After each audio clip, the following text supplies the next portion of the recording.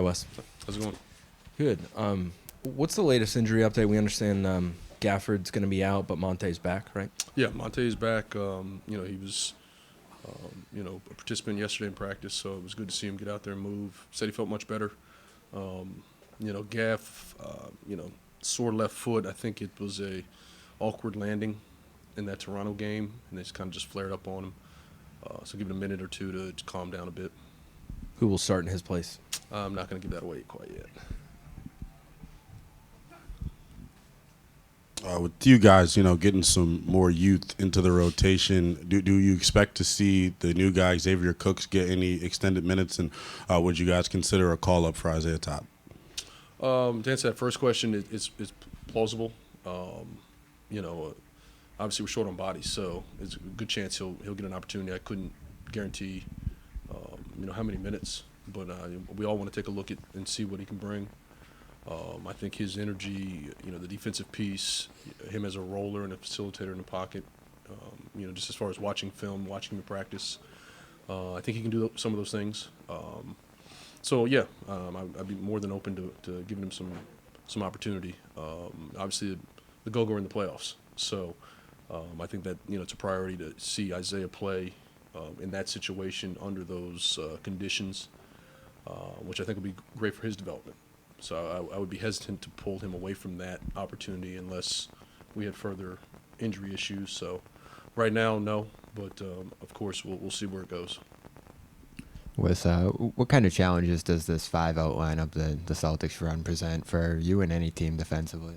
Well, their problem, of course. I mean, a lot of that's Tatum and Brown, and one of their best three-point shooters is Horford, and the way they space him. The amount of shooting they put around those two guys. You can look at the numbers over the last 5. Tatum and Brown, close to 60 points, combining for 60 points. So they're going to garner a lot of attention. Their ability to score on all 3 levels. The pull-up 3, play off the bounce, playing pick and roll, post up, So finding a way to minimize the easy opportunities. At times you're going to have to get the ball out of their hands, but when you do that, the way they space, and you're dealing with a team that not only shoots volume but shoots the 3 with such efficiency, makes it difficult. But I think that fly around mentality is going to come in play. The KYP discipline, being able to defend without fouling, minimizing, the paint. But obviously we got to be disciplined with how much help we bring, because they do a terrific job of kicking that ball out, and then that starts the snowball. I was curious too. It's almost time to vote for All NBA, and so much goes into it. Who's a guard, who's a forward, things like that. I know you guys vote on All Stars when that time comes around. But how difficult is it to make selections when you're voting on All Stars in particular, and just kind of figure out what positions guys are now in the league? Well, it is tough. The league has become more and more positionless. I think pertaining to the All-Star, they've done a better job of narrowing instead of specific positions, it's more front court, back court. It gives you a little more leeway. But yeah, it's tough, and you never want to have recency bias. When you play a team or you're dealing specifically with a player maybe in your division, but kind of looking at the totality of their work, the body of work to that point. But there's so many choices, and obviously quite a few on that Celtic team. Wes, looking at this stretch, as frustrating as the injuries can be, what have you seen from that young core as a whole in the evolution throughout this season and taking advantage of these minutes? Well, just that, I think being ready to step in those positions, taking advantage of those minutes. But we've seen a steady progression in their development. I think we've seen the game slow down to a certain extent, the level of confidence in which they're playing. Certainly playing with a degree of aggressiveness, which I think is important. And where they are now compared to where they were, 4 months ago, it's night and day. So I think it's a terrific sign to see that growth, and to see it in real time. Sometimes it's in the meat of the game. It's not 2 minutes at the end. It's not 2 minutes after you're up big or down big. It's we need them to compete. We need them to perform. And with this stretch, what have you seen from Porzingis' leadership over the course of him being the only of the quote-unquote big 3 right now with the injuries? What have you seen with his leadership develop, not just in this stretch, but as well too this season, but focusing on playing with these young guys, knowing that these are situations they wouldn't have necessarily had you been healthy? Well, I think there's a level of patience, that he brings. I think he's even keel, and that I think allows guys to play through some youthful mistakes. He'll tell them when they're wrong, and I think he tries to coach them up. The biggest piece is the way he encourages, and he's very, honest with them, but he also breathes life and confidence into guys. And that's an underrated piece for some guys at times when they waver and things aren't going well. To have a player, a guy right next to him in the foxhole, it's easy when it comes from a coach. But a guy who's kind of lived it and done it, kind of had some ups and downs in his own career, but I think that matters and it carries a lot of weight when you hear that coming from a teammate. Coach, I'm out on this, the grassroots level all the way through to college last couple of weeks. A lot of buzz about Kispert, like out there. I know you're in the NBA, so a lot of positive, how good he's gotten, how he's really improved. He proved some people wrong that didn't think he was that good drafting wise. Tell us A, why, and B, is there something inside of him that gets better on his own? Well, he's a self-starter. He's a worker. I think he also understands his strengths as a player and how his strengths translate to a team game. He doesn't try to do too much, works on his craft and has gotten, tremendously better at the one skill we knew he had. And, it's just we knew he could shoot the ball. And he's showing a level of consistency in doing that, but also a level of aggression, to be able to quick shoot sometimes. He's added the ability to play off the bounce. Teams are going to run him off the line. They know he can shoot. Drive and kick, get to the rim, finish, at a pretty good rate, get to the free throw line. All those things, I think, are added bonuses. But for a shooter, you get a couple easy ones. Now that basket gets bigger and bigger. You start shooting with more and more confidence. So, even on the defensive side, it's the teams are going to go at him. He understands that, but he tries to put himself in the right position. He tries to understand what is the game plan, what is my responsibility.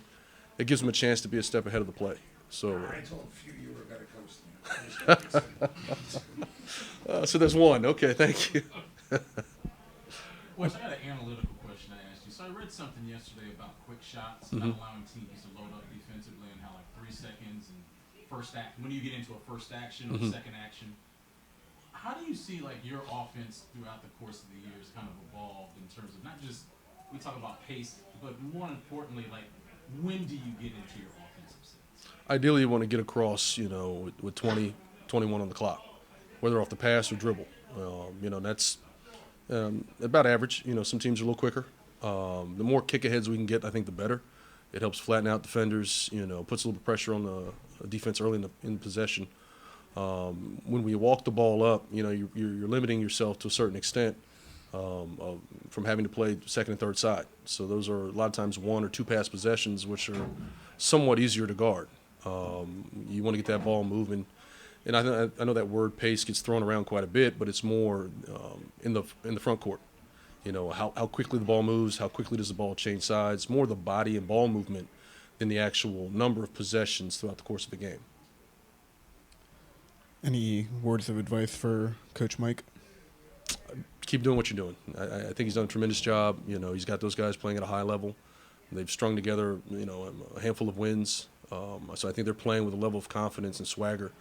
I'm not even gonna muddy the waters. We talked a little bit about, some other things, but I think Mike's done a terrific job this year. I presume you guys aren't at the point where you're going to rule out Kyle or Brad for the rest of the season. But No, not yet. I mean, I know, day to day, and we're hoping to get them back, soon. Obviously, there'll come a point if that's not the case, if they're not ready. But, right now we're going to progress as normal, and if we can get them back, we'll get them back. Gafford also day to day. Yes. You and Tommy talked this summer about wanting to upgrade the point guard position. Now that we're closing up the season, assess the play that you guys have gotten at point guard, and then you philosophically, what do you want from a point guard in your offense? Well, I think we addressed that need, and I thought we got 2 really good players. Somewhat different in their individual ability and some of the strengths that they have. Monte obviously pass first, kind of controls tempo. DeLon is disruptive defensively. So I'm pleased with where we are. I know you can say, well, we need this or could have that. It's also who's available. Who's available doesn't always mean it fits. So I think, kind of looking at all those layers And I think it's more by combination that we've been able to use those guys. And they think they've both been solid. So I'm pleased with where they are. Obviously, the availability is one thing. You know, DeLon missed a handful of games early. Monte's kind of missed a few here and there, in and out. But, you know, there's a lot of little things I think both guys can do and we can do to help them, improve, what we see on the floor. And then what do you look for in a point guard? Well, yeah, I think it depends on that point guard's strengths. I don't think there's too many old school, just pass first guys. I think more are combo at this point. Obviously, can you guard your position? Can you keep us organized, initiate offense, and make an open shot? Good. Appreciate it. Thank you. Thanks, Wes.